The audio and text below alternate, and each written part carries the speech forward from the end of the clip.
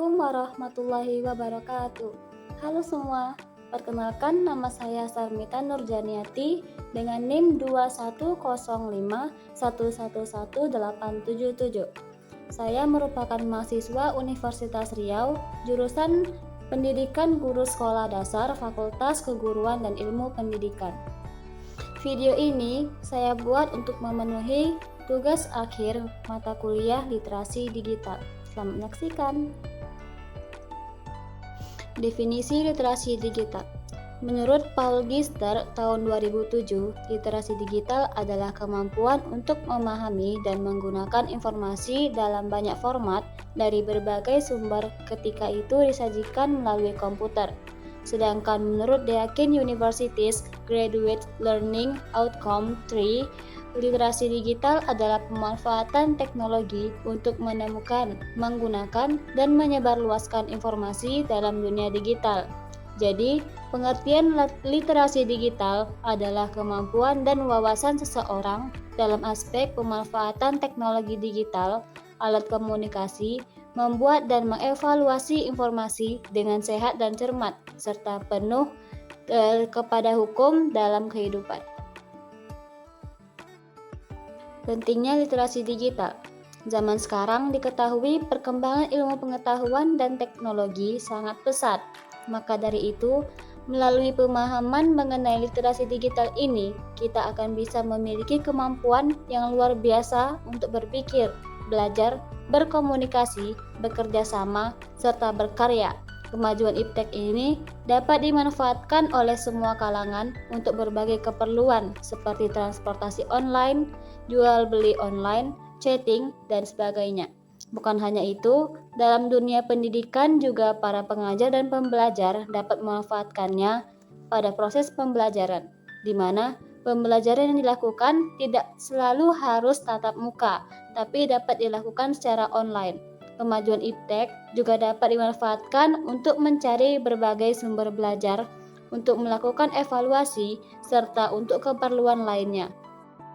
Dengan kata lain, kemajuan iptek benar-benar memberikan energi positif pada berbagai aspek kehidupan manusia.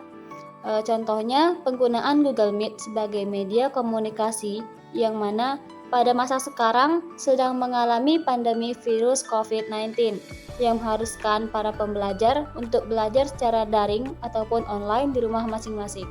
Google Meet merupakan media layanan komunikasi video yang dikembangkan oleh Google LLC, sebuah perusahaan multinasional Amerika Serikat yang berkhususan pada jasa dan produk internet. Google Meet menjadi salah satu media pembelajaran yang dapat dipakai untuk menumbuhkan rasa kreativitas guru dalam mengembangkan media pembelajaran dengan menggunakan aplikasi. Aplikasi ini merupakan salah satu aplikasi Google yang dapat menunjang pembelajaran daring.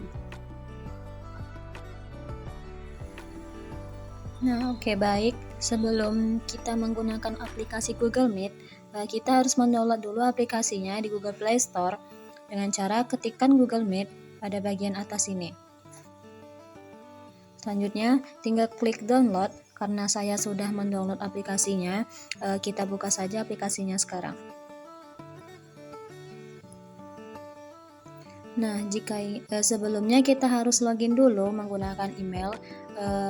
Di sini saya menggunakan email yang student Undri. Setelah itu, jika ingin memulai rapat baru, kita bisa klik tulisan yang rapat baru ini. Di sini ada opsi mulai rapat instan dan jadwalkan di Google Calendar.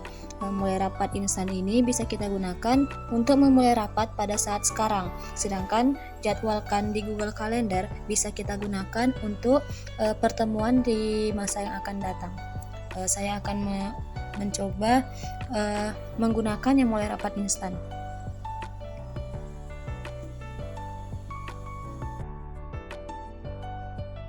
Nah, setelah masuk, di sini ada link. Kita bisa bagikan linknya kepada orang-orang yang lain dengan klik icon salin.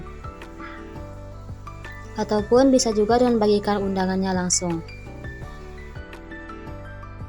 Selanjutnya di bagian bawah ada ikon kamera yang bisa kita gunakan untuk menghidupkan dan mematikan kamera kita di saat pertemuan sedang berlangsung.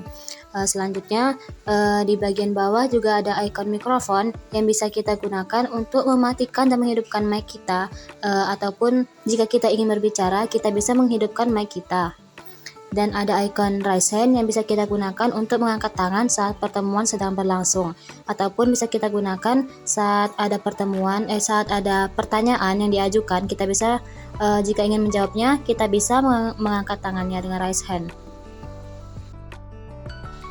Ikon titik 3 itu berisi pesan dalam panggilan, bagikan layar, tampilkan teks, laporkan masalah, setelan, dan keamanan. Pesan dalam panggilan ini bisa kita gunakan untuk berkomentar di saat pertemuan sedang berlangsung, seperti yang telah saya contohkan.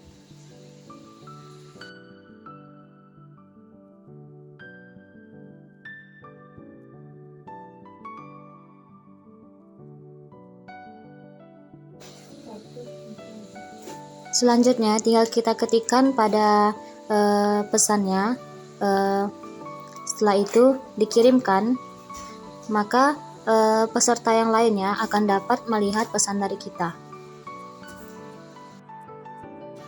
Di sebelah pesan dalam panggilan ada ikon bagikan layar, yaitu bisa kita gunakan untuk membagikan layar kita, bisa berupa PPT ataupun lainnya. Adapun fitur tampilkan teks bisa kita gunakan sebagai translate apabila kita tidak bisa mendengar perkataan dari pembicara. Selanjutnya ada fitur laporkan masalah yang bisa kita gunakan untuk melaporkan aplikasi kita jika ada yang bermasalah. Nah, selanjutnya ini merupakan fitur dari setelan yang berisikan tentang bahasa yang akan kita gunakan saat menggunakan translate. Di sini terdapat bahasa Inggris, Jerman, Portugis, Brazil, Prancis, Spanyol, Meksiko, dan Spanyol. Setelah kita pilih bahasanya, klik simpan. Di sini saya menggunakan bahasa Inggris. Setelah itu, jika ingin mengakhiri pertemuan, klik ikon telepon yang berwarna merah ini.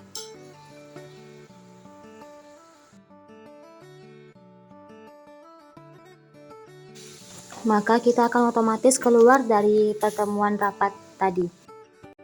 Oke, baik, sekian penjelasan saya mengenai aplikasi Google Meet ini. Jika ada kesalahan kata, mohon dimaafkan. Saya akhiri, wabillahi taufiq wal hidayah. Wassalamualaikum warahmatullahi wabarakatuh.